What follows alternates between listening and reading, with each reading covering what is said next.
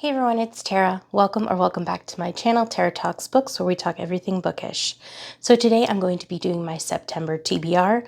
I do have a lot planned for September, so if you want to see what I have in store, just keep watching.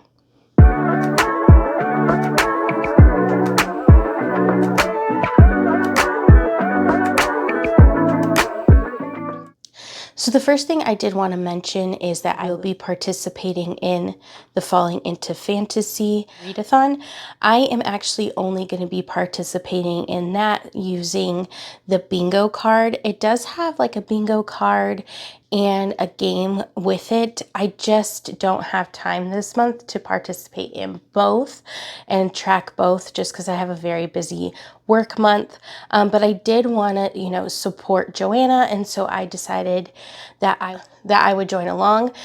So Joanna over at XOJo on BookTube and Books with Joanna on Instagram is hosting it, and so I wanted to go ahead and support her and also kind of broaden my horizons because I don't read very much fantasy, although I realized the ones that I have read I have enjoyed, so I kind of wanted to participate in that way as well. So I will let you know what books fall into which prompts on the bingo card, so you guys will know what I have planned out to read for that bingo card. So without further ado, let's get into the books that I plan to read for the month of September. The first one, I'm going to go through my book clubs that I participate in or I plan to participate in. The first one is the Black Hat Book Coven. This one is ran by Becky over at Bex Reads. I have participated in it for the past couple months and I want to continue on. This month's pick is The Witch Haven by Sasha Peyton Smith. I believe this is a YA witchy fantasy. So the synopsis says, in 1911 New York City, 17-year-old Frances Hollowell spends her days as a seamstress, mourning the mysterious death of her brother months prior. Everything changes when she's attacked and a man ends up dead at her feet, her scissors in his neck, and she can't explain how they got there. Before she can be condemned as a murderess, two cape-wearing nurses arrive to inform her she is deathly ill and ordered to report to Haxahaven Sanitarium. But Frances finds Haxahaven isn't a sanitarium at all, it's a school for witches. Within Haxahaven's glittering walls, Frances finds the sisterhood she craves, but the headmistress warns Frances that magic is dangerous. Frances has no interest in the small, safe magic of her school and is instead enchanted by Finn, a boy with magic himself who appears in her dreams and tells her he can teach her all she's been craving to learn, lessons that may bring her closer to discovering what truly happened to her brother. Frances's newfound power attracts the attention of the leader of an ancient order who yearns for magical control of Manhattan, and who will stop at nothing to have Frances by his side. Frances must ultimately choose what matters more, justice for her murdered brother and her growing feelings for Finn, or the safety of her city and fellow witches. What price would she pay for power, and what if the truth is more terrible than she ever imagined? Ooh, so this one does sound pretty good. It is a YA. And I believe it's part of like either a series or a duology. So on the bingo card, The Witch Haven falls under new author to you because she is a new author to me. And so I'm going to put that one for that prompt on the bingo card. Another book club that I want to participate in, it's actually its first month this month, but it's the Swoony Readers Book Club. This one is held by Kaylani over at Kaylani's Simply Me, and I wanted to join along as they read Mile High by Liz Tomforde. I really wanted to read this one, so I figured I would join in as they read. I believe there's two in, I don't know if it's going to be a series or a duology, but they're reading the first one, I believe, this month, and then the second one next month. So I know that this one is like a hockey romance. I believe the male main character is a hockey player, and then the female main character is actually a flight attendant on like the plane that the hockey team owns, and that's how they meet each other, and it goes from there. I believe it's maybe a little bit of hate to love. He's got like a cocky attitude and she's just like not having it, and so I think that is kind of what this is about. I just have heard good things about it, and then I saw that the book club was going to read it, so I figured I would join along. So I'm not quite sure how this one fits onto my bingo card for the Falling into Fantasy. Obviously, it's not fantasy, but there are some spots that aren't specific fantasy books. So I figured maybe I could do this. Could also go under new author to you. I know I said that one for the Witch Haven, but I'm thinking maybe I'll change that one because that is a fantasy book and maybe it can fall into a different category. So next I have our buddy reads, and the first one I have is A Long Shot by Kennedy Ryan. I plan on reading this one with Kristin at Kristin Craves Books. We actually met over at a live show held by Becky over at Bex Reads, and we realized that we both enjoy Kennedy Ryan and we want to read more from her, and we both had Long Shot, so we decided to do it as like a buddy read this month. So I'm really excited about that one. I know that one is like a basketball romance. I don't know too much about it. I know, again, that it's basketball romance and it's Kennedy Ryan. So it's probably going to be amazing because Kennedy Ryan is amazing. Then there's a buddy read over on the Hideaway Discord. That one is, I believe, ran by Maggie from Maggie's Books and Stuff and Hannah from Hannah Blackwell.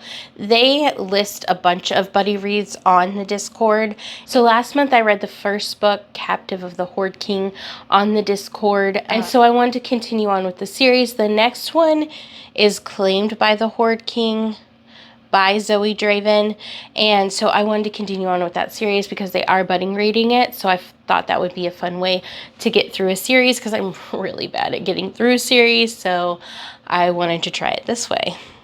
So next I have ARCs that I plan to read. I only have one this month that I actually got accepted on NetGalley, and that one is The Duke Gets Desperate by Diana Quincy. This is the first one in Sirens in Silk series, and so I actually received this as an ARC over on NetGalley, but then they reached out to me and asked if I would like a finished copy, so I said yes, so I'm actually reading it that way, but this one actually comes out on September 26th, so I wanted to read it in the month of September and kind of see how it is. So this one is about Anthony Carey, Duke of Strickland, inherits his spendthrift father's title and can finally restore the family castle to its former glory. But at the reading of the will, Strick is stunned to learn that his father has secretly disentailed him, leaving the family manor home to 12 generations of dukes, to Strick's American stepmother. Everyone knows Strick detests the Dowager Duchess, and when she dies mysteriously, rumors start to surface. When Raya Darwish unexpectedly inherits her glamorous late cousin's castle in the English countryside, she clashes with the charismatic young duke who insists the castle is rightfully his. The estate is practically bankrupt, so she must find a way to work with the duke in order to save both of their futures. The two detest each other, but mutual disdain soon gives way to desire. When question arises about how her cousin died, Raya cannot help wondering if Strick's sudden unbridled passion for her is part of a scheme to get his castle back. So obviously this is a historical romance. This will be my first Diana Quincy read. This one sounds fun. It sounds like a hate to love. It's got the castle. I really enjoy that kind of like trope where like somebody like inherits the castle and then there's like somebody else who either already owns it or who's already living in it. That's one of those like historical romance tropes that I really enjoy. So I'm really excited for this one.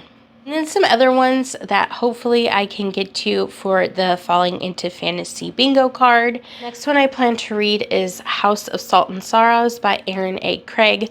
This one is a retelling of the 12 Dancing Princesses, I believe. And so this one fits into the bingo card as a retelling. This one says, in a manor by the sea, 12 sisters are cursed. Anna Lee lives a sheltered life at Highmoor with her sisters.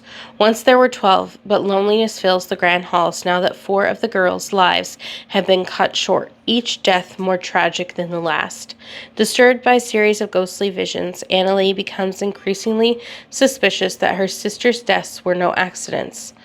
The girls have been sneaking out every night to attend glittering balls, dancing until dawn in silk gowns and shimmering slippers, and Anna Lee isn't sure whether to try to stop them or to join their forbidden trysts.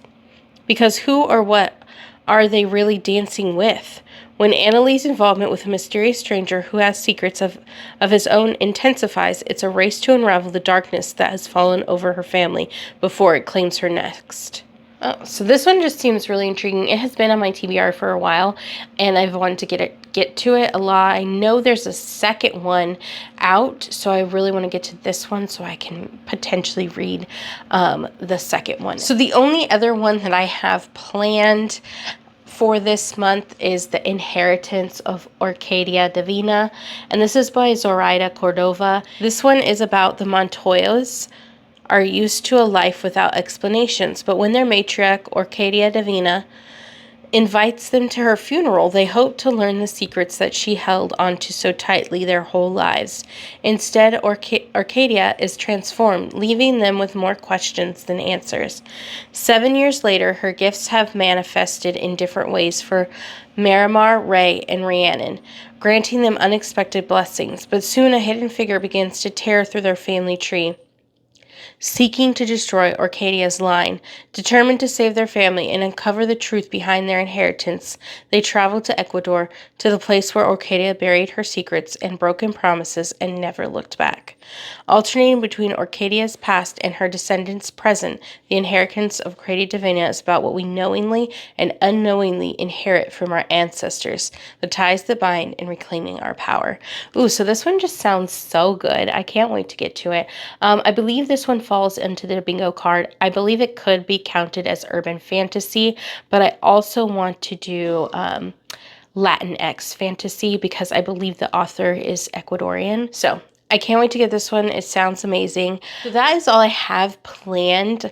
However, with the bingo card, I have to add a few more if I want to get like a 5 in a row. I'll figure that as I go along throughout the month because there might be some that I read.